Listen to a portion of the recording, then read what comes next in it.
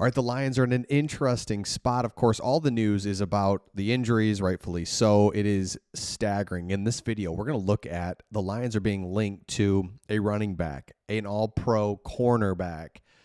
We're going to look at what are the options as we try to finish out this season strong. We're going to look at that, what Aiden Hutchinson had to say. Some players are coming back from injury. We'll get into that as well. Before we get into that, though, let me know in the comments. If you had a magic wand and you could bring back any one player, who would it be? And for me, I think it's Aleem McNeil. Of course, Hutchinson would probably be the one, I guess, too. I don't know. Let me know like a less obvious one. Those are the two obvious. Maybe I'm missing one. Anzalone. Let me know in the comments. If you had a magic wand, could bring back one player, let me know. Okay, here shows a visual of it. The Lions have 22 players that are out. Right? So it's weird because we'll look at the injury report and it's like, you got 4 or 5 guys. That's just the in or out kind of guys. We have just guys. That's not counting the 22 that are out. So what's crazy about this and sad is look at our two fiercest division rivals there, Green Bay and Vikings, 5 guys. That ain't nothing. And because you can see, and this does show it, most NFL teams have between 7 and 15 guys out.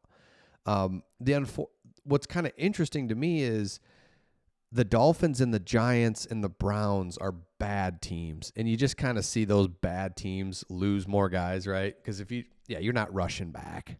Deshaun Watson's not rushing back. He's like, yeah, I think I'm out. I think I'm out for the season.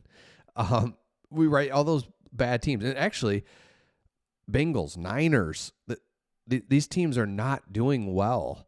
Teams that are doing well down here on the bottom. It's pretty simple, but here we are, outlier of all outliers with 22 guys out. Okay, so here are... I'll get to it here in just a second. A list of players that are still out there on the street that could help us that we've kind of looking at here. So Clyde Edwards-Helaire, kind of interesting one here. If you haven't been paying attention to him, he was a rookie in 22, drafted out of LSU, goes to the Kansas City Chiefs, wins a couple Super Bowls, but he was released non-football injury list with PTSD. So again, this is a long shot, but that's just where we're at anyway, right? So I'm not saying, but it's like, oh, he's out there.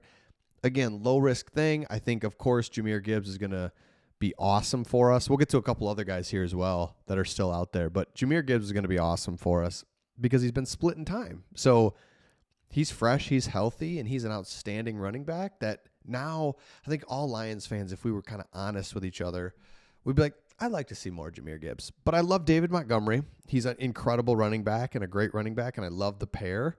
But if there was ever a time where it's just like, let's just see like a whole game if you're feeding Jahmyr Gibbs, what that looks like, because we know I'm making up numbers here, but 1 out of every 10 times he touches the ball, he breaks one.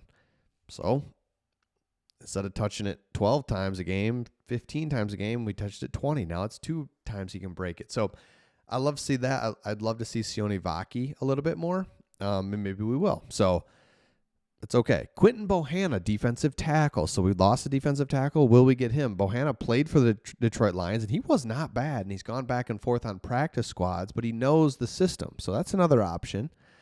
Latavius Murray. Wow. He's played 10 seasons.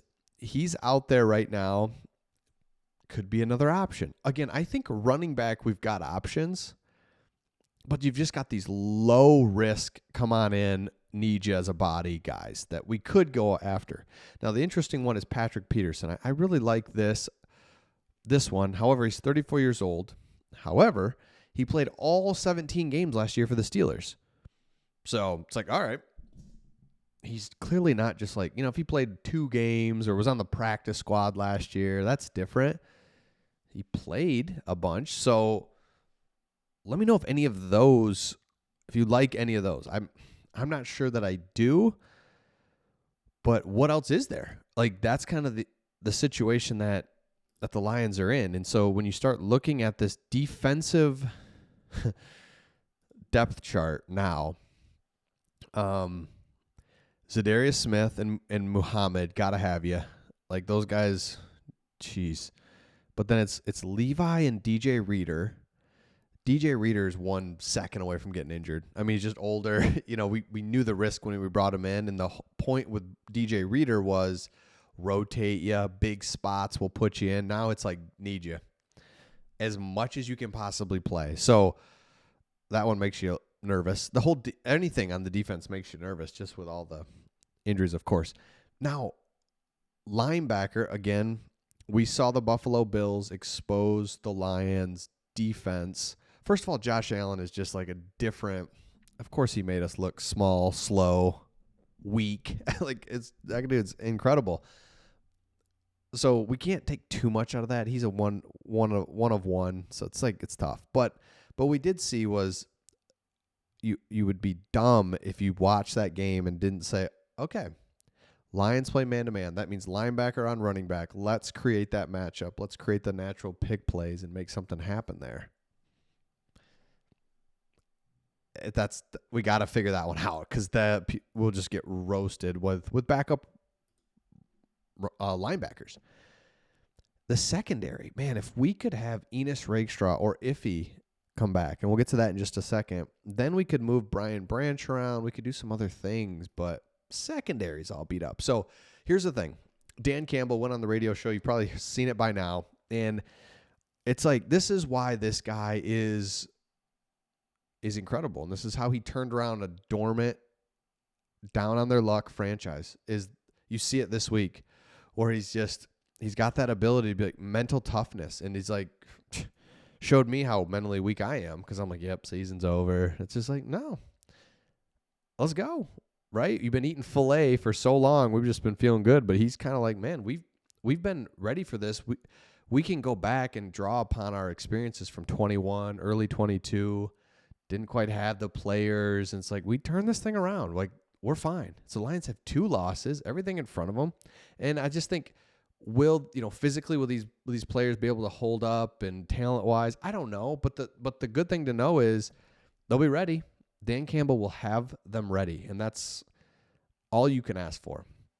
Another thing is, so Dan Campbell, go watch that video. That'll get you pumped up. Aiden Hutchinson was on a podcast with Taylor Lautner. I forget that Taylor Lautner's a Lions, Michigan fan, so love it.